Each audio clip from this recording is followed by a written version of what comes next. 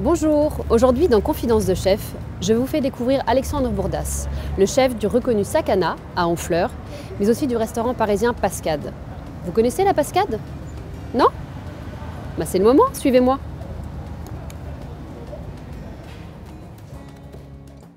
Bonjour Alexandre. Bonjour. Alors ici on est dans votre restaurant Pascade à Paris, mais vous officiez plutôt à Sakana, Voilà. À Honfleur. Tout à fait. Un restaurant 2 étoiles. Oui. Donc c'est quoi un peu l'histoire L'histoire, c'est après une période de 3 ans d'expatriation au Japon. J'ai ouvert le deuxième restaurant de Michel Brasse sur l'île d'Hokkaido. J'ai échoué à Honfleur avec mon épouse. On a ouvert un petit restaurant en 2006. On était 5-6 à travailler. Depuis, ça a un petit peu grossi. On est plus nombreux. Un petit peu, c'est humble. Beaucoup plus nombreux. Et donc, depuis 2010, on a 2 étoiles. On a eu la première étoile assez rapidement. La deuxième est arrivée en 2010. Et puis là, on est dans mon deuxième restaurant que j'ai ouvert à Paris il y a maintenant un peu plus d'1 an, qui s'appelle Pascade, qui est un lieu dédié à une spécialité avéronaise, voilà, qui est la Pascade.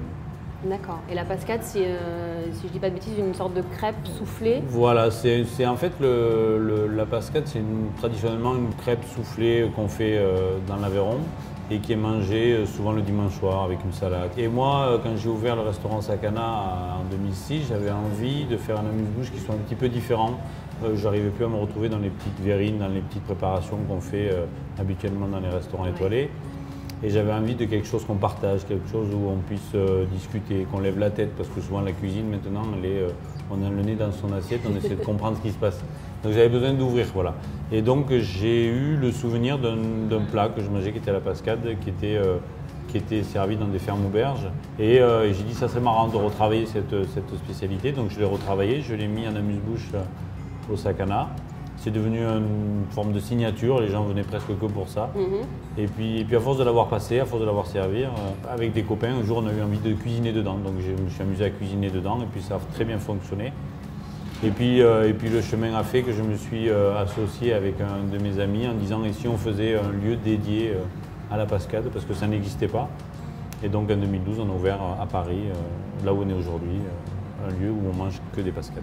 Donc sucré et salé. Sucré et salé, ouais, donc il y a des versions salées où on décline en 4-5 préparations salées et 3-4 sucrées, voilà. Et en fait, on a aujourd'hui un petit peu le sentiment qu'on a créé un concept. Un concept unique puisque ça n'existe pas ailleurs. Voilà, c'est un concept unique, même dans le monde, on n'a pas, voilà, même les gens, moi j'avais je croyais, j'avais peut-être pas la prétention, ou peut-être l'ignorance, je ne sais pas, de croire que tout le monde connaissait la Pascade, mais en fait personne ne connaissait la Pascade. Donc j'avais même pas marqué restaurant sur la façade et on a dû marquer restaurant parce que les gens ne savaient pas du tout ce qui se passait dedans, donc voilà. D'accord. Et cette pâte que vous utilisez, cette recette, c'est toujours la même recette pour toutes les Pascades? Oui. Ou est-ce que vous pouvez agrémenter la pâte en fonction de... Alors aujourd'hui, on est en train d'étudier, voir comment on pourrait faire des variantes de la Pascade, mais c'est vrai que c'est un appareil assez compliqué. Dans le sens où on a mis quand même pas mal de temps à la mettre au point et encore aujourd'hui elle nous échappe. Il y a des moules qui sont faits sur mesure, il y a tout un process de fabrication. C'est une recette voilà, secrète. tous les chefs, certains parisiens essaient de l'avoir et voilà, pour l'instant on a encore réussi à la garder secrète. Donc il y a beaucoup de choses qui circulent sur internet mais jamais la bonne recette. Ou si on part en festival, on prend toujours 2 recettes. La recette qu'on va laisser traîner qui est la mauvaise et puis la recette qu'on a besoin qu'on garde dans la poche. Bah, il faut parce que voilà. Et donc c'est vrai, c'est une recette qui est toujours la même. Donc c'est toujours c'est une pâte à crêpes en fait, un petit peu améliorée et qui est cuite au four dans un plat et auquel on a toujours de la ciboulette, que ce soit salé ou sucré. On sucre un petit peu plus les versions sucrées, mais c'est toujours la même base, tout le temps, voilà. D'accord. Et donc là, sur cette base, qu'est-ce qu'on va déguster? Donc là, comme je savais que vous alliez venir aujourd'hui et j'avais envie d'essayer une nouvelle recette, donc c'est une recette qu'on va faire que j'ai appelée, je donne toujours des noms au Pascade, donc là ça va être passion guimauve. Donc c'est une recette qu'on va travailler à base de guimauve, d'une génoise imbibée, un sirop un peu épicé à base de gingembre et de jus d'orange. Il y aura de la passion à base d'un flan passion et on va sûrement travailler avec de la rose aussi pour fleurir tout ça. Voilà. Waouh! C'est beau, on dirait presque un dessert de Saint-Valentin avec ses roses. Pourquoi pas. On va goûter? Ouais. Donc j'ai jamais goûté, hein. C'est une première. C'est une première. Ouais, c'est en fait ce qui risque d'arriver à la carte prochainement. Donc c'est une avant-première spéciale. Ouais.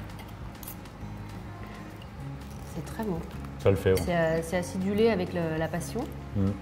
La texture de la guimauve est rigolote. C'est très régressif. C'est ça. Très très bon.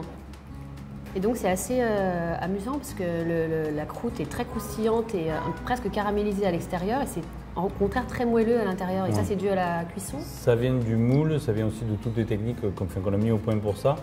Et c'est vraiment la spécificité de la pascade, c'est-à-dire que même tous les pâtissiers aujourd'hui se demandent comment on fait. Et c'est pour nous un support gourmand extraordinaire parce que c'est tout ce qu'on aime dans la pâtisserie, quoi. Croquant, gras, sucré, moelleux, il y a tout. Gourmand. Et donc nous on y met ce qu'on veut après dedans. Donc voilà. Mais c'est vrai que c'est la spécificité de la pascade, d'avoir ce contraste par rapport à une crêpe normale. D'accord.